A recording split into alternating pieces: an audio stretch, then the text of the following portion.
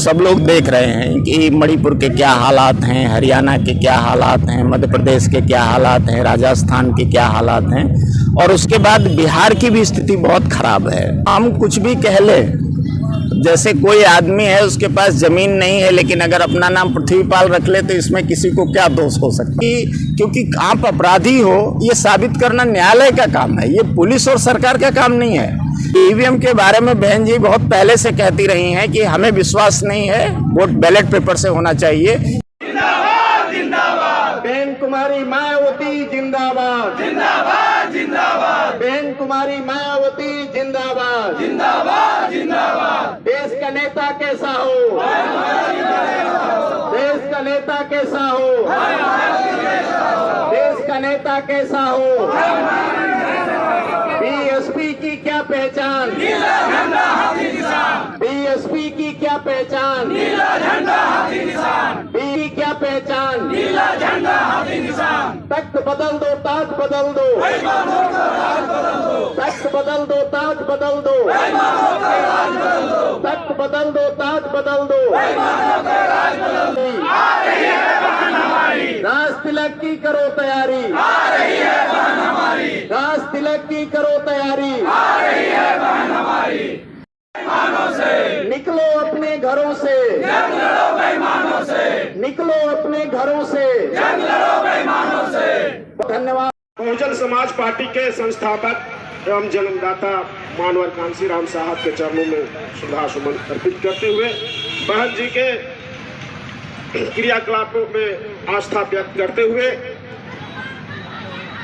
Bahujan Samaj party का आज एक दिवसीय धारणा दाने बिगहा स्टैंड में चल रही है। आज धारणा प्रदर्शन करने की जरूरत क्यों? आज धारणा और प्रदर्शन करने की जरूरत क्यों पड़ी? धारणा प्रदर्शन करने का आज विषम स्थिति में दौर से ये देश गुजर रही है, क्योंकि जब हमारा देश आजाद हुआ था उस समय से ही 75 वर्ष लगभग बीत गया। नमस्कार, मैं इस वक्त औरंगाबाद जिले के दाने बिघा स्टैंड में हूँ। जैसा कि आप देख रहे हैं कि बीएसपी का आज यहाँ एक दिवसीय धरना प्रदर्शन हो रहा है। तो ये धरना प्रदर्शन क्या मुद्दा है, इस धरना प्रदर्शन का क्या मुद्दा है, हम जानकारी लेते हैं। जो उत्तर प्रदेश से जो यहाँ पर मुख्य अतिथि आए हुए हैं, मैं उनसे जानने की कोशिश करता हूँ। मैं एडवोकेट सुरेश राव, केंद्रीय प्रदेश प्रभारी बहुजन समाज पार्टी बिहार। आज का जो धरना प्रदर्शन क्या अभी ये जो देश भर में लॉ एंड ऑर्डर की स्थिति है, जो लॉ एंड ऑर्डर है, अभी हम सब लोग देख रहे हैं कि मणिपुर के क्या हालात हैं, हरियाणा के क्या हालात हैं, मध्य प्रदेश के क्या हालात हैं, राजस्थान के क्या हालात हैं, और उसके बाद बिहार की भी स्थिति बहुत खराब है। अभी मुजफ्फरपुर में गया था कुछ समय पहले, पटना के पास भी कुछ स्थितियां ऐसी रही हैं। डेली कहीं किसी को पानी नहीं पीने दिया जा रहा है, कहीं किसी के साथ में मार पिटाई हो रही है, और इतना ही नहीं हो रहा है, मतलब गोली मार दिया ये मुजफ्फरपुर में। बिहार में तो सुशासन की सरकार है सर, फिर ऐसे क्यों हो रहा है? देखिए, अब हम कुछ भी कह लें, जैसे कोई आदमी है उसके पास जमीन नहीं है लेकिन अगर अपना नाम पृथ्वीपाल रख ले तो इसमें किसी को क्या दोष हो सकता है? ठीक वैसा ही है। अब नीतीश जी ने अपना नाम रख लिया है सुशासन की सरकार, तो उसमें हम क्या कर सकते हैं? सुशासन तो है नहीं, कुशासन हम लोग सामने से देख रहे हैं। तो जो स्थिति है वो है। तो और ये जो बहुत सारी इधर इस जिले में, स्पेशली औरंगाबाद के जिले में भी जो लॉ एंड ऑर्डर की स्थिति बिगड़ी हुई है, कुछ गरीब लोगों के घर बनाए गए थे वो भी गिरा दिए गए, कुछ लोगों की मार पिटाई हुई है, कहीं जुल्म ज्यादती हुई है, अन्याय अत्याचार हुआ है। ये पूरे प्रदेश की जो स्थिति थी और पूरे देश की जो लॉ एंड ऑर्डर की स्थिति है, उसी के संबंध में आज जिला मुख्यालय पर धरना दिया गया है। 2024 का जो लोकसभा चुनाव है उसमें बीएसपी का क्या भूमिका होगी और क्या कितने सीटों पर चुनाव होगी? देखिए, बहुजन समाज पार्टी जनरली पूरे देश में चुनाव लड़ती है, और जैसा कि हमारी जो राष्ट्रीय अध्यक्ष है बहन कुमारी मायावती जी ने, उन्होंने ये स्पष्ट घोषणा की है कि हम अकेले लड़ेंगे। और जो गठबंधन की बात है, वो गठबंधन हम समाज का बना रहे, दलित, पिछड़े, अल्पसंख्यक और गरीब समाज के, सर्वजन समाज के लोगों के साथ में गठबंधन बना रहे हैं। अभी किसी गठबंधन के साथ नहीं जा रहे, क्योंकि हम पिछले 75 सालों से इन लोगों की सरकारें ऑलरेडी देख रहे हैं, चाहे इंडिया हो चाहे एनडीए हो। अगर एनडीए को हम देखते हैं तो ऑलरेडी एनडीए बीजेपी लीड कर रही है, और बीजेपी की सरकार मणिपुर में है, तो लॉ एंड ऑर्डर कैसा है? बीजेपी की सरकार मध्य प्रदेश में है, से वहाँ की स्थिति कितनी खराब है। अभी एक आदिवासी बच्चे के ऊपर किसी ने टॉयलेट कर दिया था। हम इधर हरियाणा में देख रहे हैं अभी क्या हो रहा है। तो ये अगर government law and order maintain नहीं कर पा रही है, तो फिर पूरे देश में लॉ एंड ऑर्डर कैसा मेंटेन करेंगे वो लोग? तो वही गठबंधन की स्थिति है। इंडिया जो गठबंधन है दूसरा कांग्रेस का, कांग्रेस पार्टी उधर पिछले कितने वर्षों से राज कर रही इस देश में। आज वो कोई आ गया है, ठीक है, पिछले 40 साल तो उन्होंने निर्विरोध राज किया पूरे देश के अंदर। 40 साल में बाबा साहब जैसे महान आदमी को भारत रत्न नहीं दिया उन्होंने। 40 साल में इस देश के 52% ओबीसी के आरक्षण पे उन्होंने कभी चिंता नहीं की, उनको आरक्षण नहीं दिया।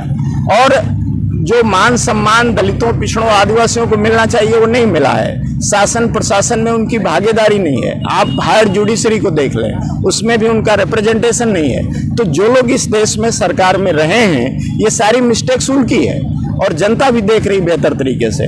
फिर अभी कांग्रेस पार्टी की सरकार राजस्थान में है, क्या स्थिति होती है आए दिन हम पढ़ते हैं। किसी ने मूंछ रख लिया, किसी बच्चे ने स्कूल में पानी पी लिया और उस बच्चे को मार दिया गया उधर।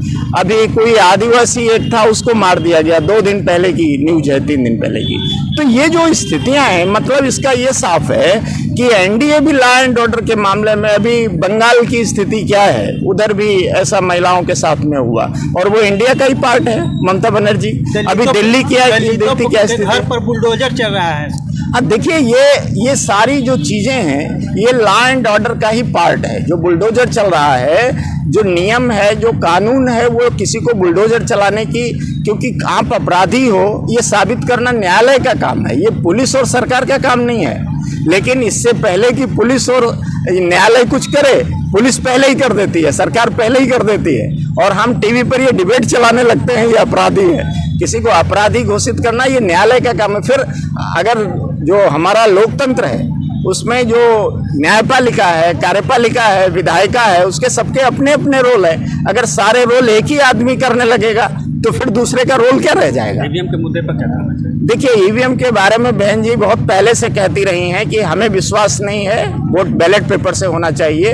ये बहन जी की बहुत पुरानी मांग है, और बहन जी ने अभी हाल ही में ये कहा था कि जिन लोगों को लगता है कि हमारे वोट नहीं है, वो जरा एक बार ईवीएम से अपना इलेक्शन करवा के देख ले, तो स्थिति पूरी तरह क्लियर हो जाएगी। हम बैलेट पेपर के पक्ष में हैं, ईवीएम के विरोध में हैं। ये बहुजन समाज पार्टी का क्लियर स्टैंड है। सड़कों पर ईवीएम के मुद्दे पर आए, देखिए, ईवीएम के मुद्दे हों या जनरल मुद्दे हों, हम हमेशा जो इश्यूज हैं और जो समय रहता है, समय और परिस्थिति की जो मांग रहती है, उसके अनुसार हमेशा हम अपने स्तर से धरना प्रदर्शन या जो भी विरोध करने का तरीका है, विरोध का तरीका हमेशा ऐसा नहीं है।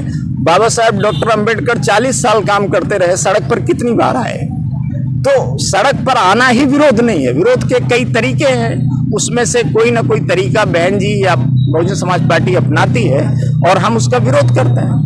सिंपली यूपी में क्या गुंडा राज खत्म हो चुका है? देखिए, ऐसा योगी जी का, हाँ देखिए, गुंडा राज खत्म नहीं हुआ यूपी में, क्योंकि ये सरकार पे डिपेंड करता है कि लॉ एंड ऑर्डर कैसा रहेगा। अभी यूपी का लॉ एंड ऑर्डर भी अच्छा नहीं है, लेकिन वो निश्चित रूप से आप किसी भी आम आदमी को भी अगर उत्तर प्रदेश में पूछेंगे, जब बहन जी की 4 बार सरकार रही है, 1995 में, 1997 में, 2002 में, और उसके बाद 2007 to 12, उस दौरान अगर आप देखेंगे लॉ एंड ऑर्डर हो, डेवलपमेंट हो, एजुकेशन के फील्ड में डेवलपमेंट हो, या हेल्थ के सेक्टर में डेवलपमेंट हो, या फिर लॉ एंड ऑर्डर के मामले में डेवलपमेंट हो, तो लॉ एंड ऑर्डर भी मेंटेन रहा, और ये सारी चीज़ें बहुत बेहतर तरीके से हुई हैं बहन जी के टाइम में। जो निष्पक्ष लोग हैं आज उत्तर प्रदेश के, वो चाहे जिस जात के हों और धर्म के हों, चाहे जिस समाज के हों, वो सारे लोग ये कहेंगे कि लॉ एंड ऑर्डर के मामले में बहन जी से बेहतर कोई नहीं है। आप क्या संदेश देना चाहेंगे सर्वजनों को इस धरना के माध्यम से? हाँ, मैं इस धरना के माध्यम से लोगों को ये बताना चाहता हूँ कि जो भारत का संविधान है, आज पूरी दुनिया कहती है भारत सबसे बड़ा लोकतंत्र है। हमारे देश के प्रधानमंत्री जी भी जाते हैं, अभी हाल ही में वो अमेरिका गए थे, और वहाँ कुछ अल्पसंख्यकों को लेकर के कुछ इशूज आए उनके सामने, कोई कुछ सवाल आया, तो उन्होंने कहा लोकतंत्र मेरी सांस में है, हम लोकतंत्र में जीते हैं और भारत दुनिया का सबसे बड़ा लोकतंत्र है। तो जब लॉ एंड ऑर्डर मेंटेन नहीं हो रहा, लोगों की बुनियादी सुविधाएं उनको नहीं मिल रही हैं, तो फिर ये कैसे मान लिया जाए कि लोकतंत्र हमारा सफल लोकतंत्र हो रहा है। निश्चित रूप से लोकतंत्र ने बेहतर तरीके से 75 साल निकाले हैं, लेकिन कुछ वर्षों से इधर कभी हिंदू मुस्लिम, कभी जातीय संघर्ष हो रहे हैं और जिसकी वजह से लॉ एंड ऑर्डर की स्थिति बिगड़ी है, बेरोजगारी बढ़ी है और लोगों के अंदर भय का वातावरण निर्माण हुआ है। भारत के संविधान ने हमें यह अधिकार दिया है कि हम 5 साल के बाद अपना वोट डालें और वो सरकार जो जनता के हित में काम नहीं करती उसको बदलें। तो हम लोगों से यही कहना चाहते हैं, आपने 75 साल में कांग्रेस को देखा है, बीजेपी को देखा है और खास करके बिहार में आपने 35 साल से 30-35 साल लगभग हो रहे होंगे, आपने लालू जी को देखा है, आरजेडी को देखा है, जेडीयू को देखा है। क्या समस्याएं खत्म हो गई? शिक्षा की समस्या, स्वास्थ्य की समस्या, लॉ एंड ऑर्डर की समस्या, मैं 3 ही ऊपर बात कर लूँ। अगर ये समस्याएं नहीं खत्म हुई हैं तो आप एक अवसर बहुजन समाज पार्टी को दीजिए, मैं कहता हूं इससे बेहतर सरकार बहुजन समाज पार्टी की होगी और बढ़िया शासन ला करके आपको हम दिखाएंगे। धन्यवाद। सरकारी स्कूल बंद हो रहे हैं। हाँ, देखिए, मैं पहले से ये बात कह रहा हूं कि देश में शिक्षा की स्थिति बिगड़ी है। पहले जो सरकारी स्कूल थे वहाँ के बच्चे पढ़ लिख करके IAS अफसर बन जाते थे, लेकिन आज वो मूंगफली नहीं बेच पाएंगे, ऐसी स्थिति कर दी है सरकारों ने। क्योंकि सरकारें नहीं चाहती हैं गरीबों के बच्चे पढ़ें और गरीब लोग आगे जाएं। सरकार गरीब विरोधी काम है ये। बहुत सारे देश भर में जो सरकारी स्कूल थे, कई राज्यों में सरकारी स्कूल बंद कर दिए गए और कहा यह जा रहा है कि बच्चे पढ़ने नहीं आएंगे। हरियाणा भी उसका उदाहरण है, बहुत बढ़िया, जबकि वहाँ बीजेपी की सरकार है, वहाँ भी तमाम स्कूल बंद हो गए हैं इस तरह से। और सरकारी स्कूल इसलिए सिर्फ बंद हो रहे हैं ताकि गरीबों के बच्चे ना पढ़ पाएं, क्योंकि जो प्राइवेट स्कूल है उनकी इतनी ज़्यादा फीस है कि वहाँ पर गरीब लोग अपने बच्चे नहीं पढ़ा पाएंगे। और जो लोग ये काम कर रहे हैं उनके बच्चे देश में नहीं विदेश में पढ़ रहे हैं और गरीबों के बच्चे शहर भी पढ़ने नहीं जा पा रहे। ये सरकार की नाकामयाबी है, फेल्योर है। वैसे लोग क्या कहना चाहेंगे जो पैसे लेकर के वोट को बेचते हैं या फिर खरीद? देखिए, ये लोगों को तय करना है कि आपको वोट का अधिकार मिला क्यों। वोट का अधिकार आपको इसलिए मिला था कि जो सरकारें आपके पक्ष में नहीं हैं, आप उन सरकारों को बदल सकें। अगर आप किसी भी लालच में आकर के, चाहे जो लालच हो, अगर आप किसी भी लालच में आकर के वोट देते हैं, अपना फैसला सही नहीं करते हैं, तो आप अपने आने वाली पीढ़ियों के पैर पे कुल्हाड़ी मार रहे हैं, आपके बच्चों का भविष्य गर्त में डाल रहे हैं, जिसका खामियाजा आने वाली पीढ़ियां भरेंगी। इसलिए अगर आपको अपने आने वाली पीढ़ियों से प्यार है, बच्चों से प्यार है, तो आप इसलिए वोट मत करो कि मुझे मिला क्या है, किसी लालच में आके वोट मत करो। आपको वोट करना है तो आप पार्टी की नीतियां देख करके, उनके पिछले किए गए कार्यों को देख करके इसके आधार पर वोट करेंगे, तभी आपका आने वाला भविष्य अच्छा होगा। धन्यवाद।